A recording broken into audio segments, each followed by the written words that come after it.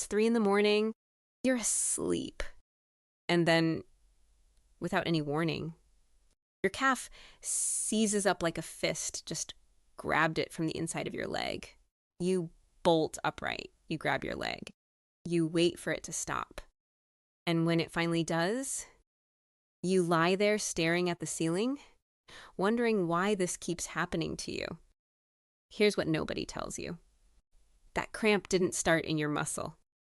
It started in your nervous system, hours before you felt anything.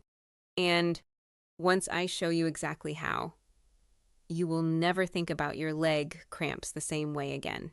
I want to tell you about a patient I'll call Margaret. She was 68 years old.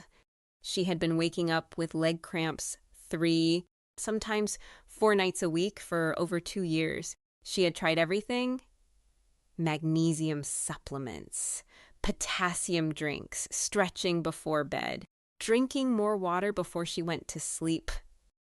Her doctor ran blood work and told her everything looked normal.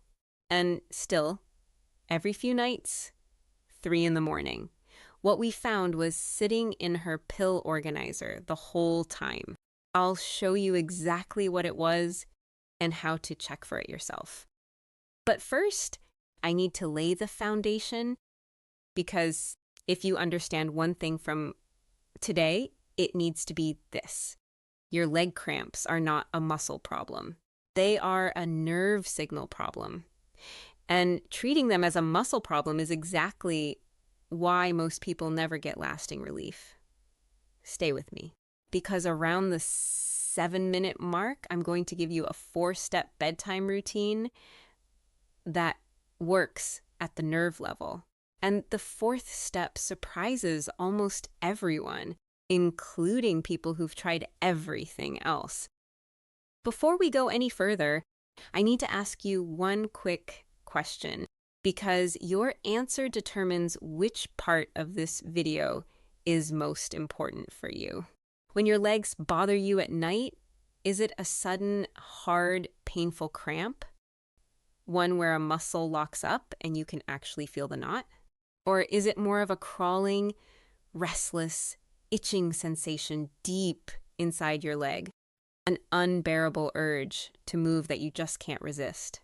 These are 2 completely different conditions with different causes and different solutions. A hard, painful cramp is what we're focusing on today. If the crawling, restless sensation is what you experience, please bring that up with your doctor and ask them specifically to check your ferritin levels, not just standard iron. Low iron stored in the brain is a well-documented driver of restless legs syndrome. It is routinely missed on a basic blood panel. For everyone dealing with the hard, painful cramp, here is what researchers currently believe is happening inside your body. Your muscles are controlled by motor neurons. Think of them as electrical switches that sit in your spinal cord. When your brain says move, the motor neuron fires and the muscle contracts. When your brain says relax, the neuron quiesces and the muscle releases. That's the normal cycle. Fire, release, fire, release. But during sleep, your brain chemistry changes, and this is where the current science gets interesting. Your brain naturally shifts its levels of chemical messengers, including serotonin and compounds that regulate motor nerve activity, as you move through different stages of sleep. These are the same chemicals that influence your mood during the day, but they also play a role in calming the nerve signals traveling down to your legs. When those levels shift during deep sleep, motor neurons in your legs can become what researchers call hyperexcitable. In some cases, they can get stuck firing when they should be releasing, a state that neurologists have linked to what's known as persistent inward current in the nerve membrane. The motor neuron fires, The muscle contracts, the brain is in a deep sleep state and doesn't send the release signal quickly enough. That's your cramp. Now, I want to be honest with you. The exact mechanism behind nocturnal leg cramps is still not fully understood, even by researchers.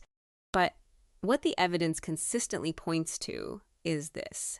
It's a nerve signal problem, not a muscle problem. And that changes how you address it. So when you wake up at 3 a.m. grabbing your calf, that didn't start when you felt it. It started hours earlier. How you used your legs during the day, in what you ate, in the medication you took that morning. There is a specific pattern that primes those neurons to misfire. I'll show you exactly what that is. But first, I need to explain why 3 in the morning specifically is when this tends to happen. Stay with me, because this next part changes everything about how you approach this. You may have noticed it's not random. It's not 9 p.m. It's not midnight. Almost always 2, 3, or 4 in the morning. Why? 3 things converge in that window. First, your muscles have been in a shortened position for hours.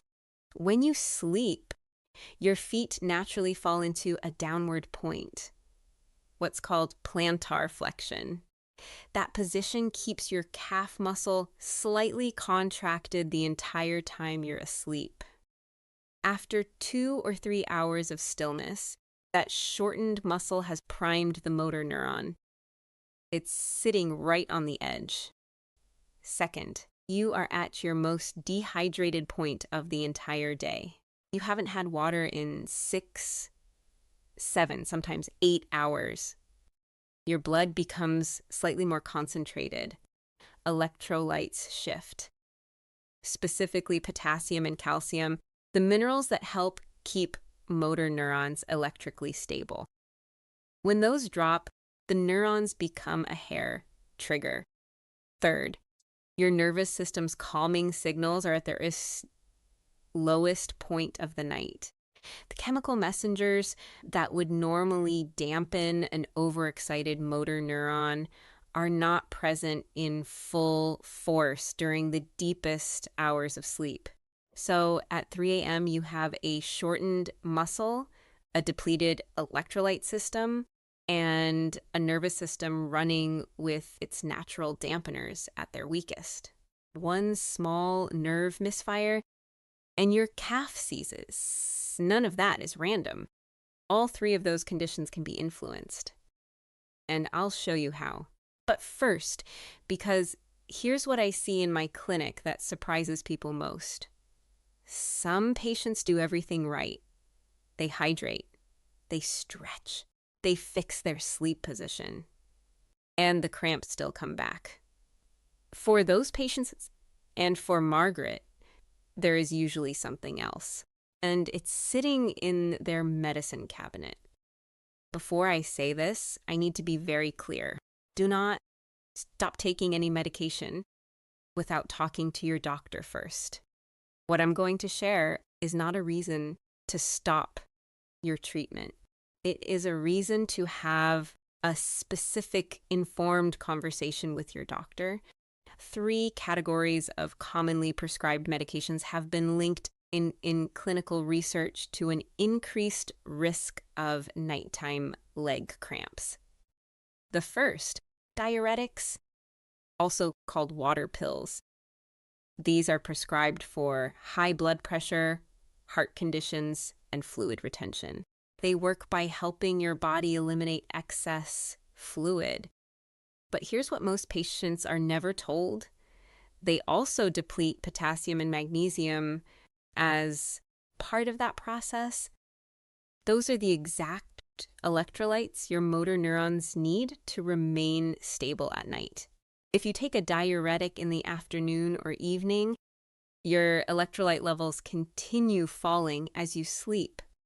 By 3 a.m., they may have dropped into that instability window, and the neurons misfire. That was Margaret's situation. She was taking her diuretic at 5 in the evening every day. Her potassium was reaching its lowest point of the day at exactly the wrong time of night. The fix wasn't stopping the medication. It was working with her doctor to adjust the timing. Within 2 weeks, her cramps dropped from 4 nights a week to 1. The second, statins used to lower cholesterol. Statins are genuinely important medications for many people. I want to be clear about that. But research has identified a documented association between statin use and an increased rate of muscle-related symptoms, including cramping, particularly at night when the nervous system is already in its most vulnerable state. A large population study published in JAMA Internal Medicine found that people who started statins were more likely to need treatment for leg cramps in the following year.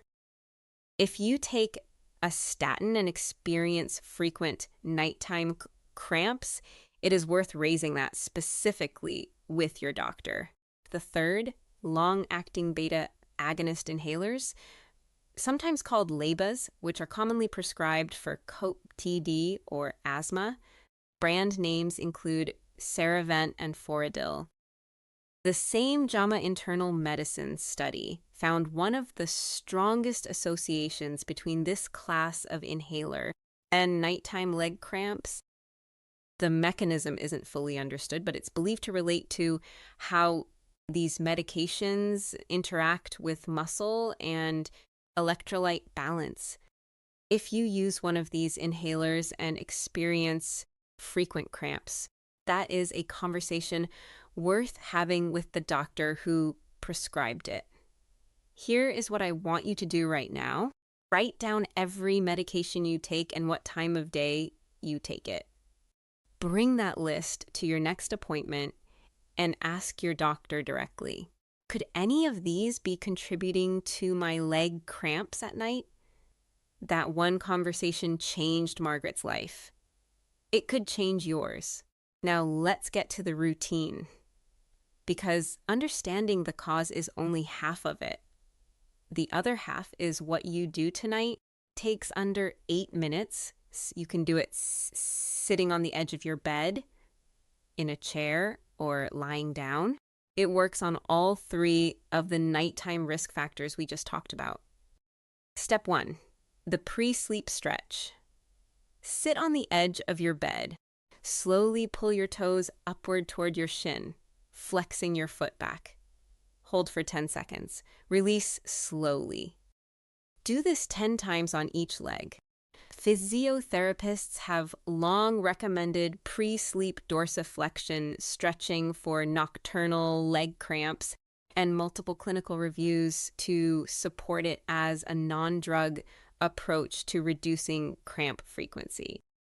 What you're doing here is counteracting the plantar flexion position your foot falls into during sleep, keeping that calf muscle from spending the whole night in a shortened, primed state.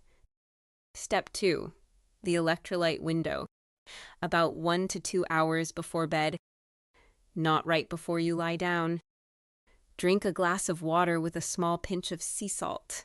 Then eat something with natural potassium. Half a banana, a few tablespoons of Greek yogurt, a small amount of avocado. The reason the timing matters is that your body needs time to absorb and distribute those electrolytes into the muscle tissue where they're needed. If you do this right before bed, you get a bathroom trip at 1 a.m. and not much else. 1 to 2 hours out gives your system enough time for those minerals to reach the cells that need them before the critical window hits. If you take a diuretic, ask your doctor whether taking it earlier in the morning might be appropriate for your situation. That small timing shift can make a meaningful difference for some people. Step 3, foot position. Before you fall asleep, Make a conscious effort to flex your toes upward toward your head, not pointing away. You don't have to hold this all night. Just start in that position. It immediately counters the downward drift that keeps your calf shortened while you sleep. And if you use thick, tightly tucked sheets at the foot of your bed, loosen them. Tight bedding pulls your feet into that downward position all night long. That alone is something many people find makes a real difference. Step 4. Slow breathing before you close your eyes. Breathe in through your nose for a slow count of 4. Hold for 2 counts, then breathe out through your mouth for a count of 8. Do this 5 times. Now, most people assume this is just a relaxation technique, but there's more going on than that. Slow, extended exhale breathing is one of the most effective known ways to activate your parasympathetic nervous system. The branch of your nervous system responsible for calming your body down. When you activate it deliberately before sleep, you are reducing overall neuromuscular excitability throughout your body. You are helping your nervous system shift into a lower arousal state before the high-risk window begins. The long exhale is the key. Research consistently shows that extending the exhale beyond the inhale is what drives the parasympathetic response. 5 cycles of this before sleep costs you about 90 seconds and produces a measurable calming effect on your autonomic nervous system. Do all 4 steps in order every night. Most of my patients notice a reduction in cramp frequency within the first week. Let me bring this together. Your 3 a.m. leg cramps are random. They are not inevitable, and they are not simply something you have to accept because you're getting older. They are the result of a nervous system that has been set up to misfire by sleep position, by electrolyte timing, and sometimes by the very medications that are keeping you healthy in other ways. 3 things to take with you from today. 1. The cramp starts in your nervous system, not your muscle, hours before you feel it. Treating it as a muscle problem means treating the wrong thing. 2. Look at your medication list. Diuretics, statins, and long-acting beta agonist inhalers all have documented associations with nighttime leg cramps. Write down what you take and when. Then ask your doctor that specific question. 3. Do all 4 steps of the bedtime routine tonight. Order. Don't skip step 4. I know how wearing this is. Waking up in pain at 3 a.m., night after night, wondering if it's ever going to stop. Your body isn't broken. Your nervous system is just getting the wrong signal at the wrong time. And now you know what to do about it. Drop a comment below and tell me which one you're dealing with. The hard, painful cramp or the crawling, restless feeling. Helps me know exactly what to make for you next. I read every single one. And if someone you love is losing sleep over this, please share this video with them. They need to hear this. Actually, before you go, we've been talking about what happens to your leg nerves at night. But what if the problem isn't only happening at night? What if there's a system in your body, a drainage system, that is quietly failing every single day? And by the time evening comes, it has turned your legs into something that feels swollen, heavy, and exhausted.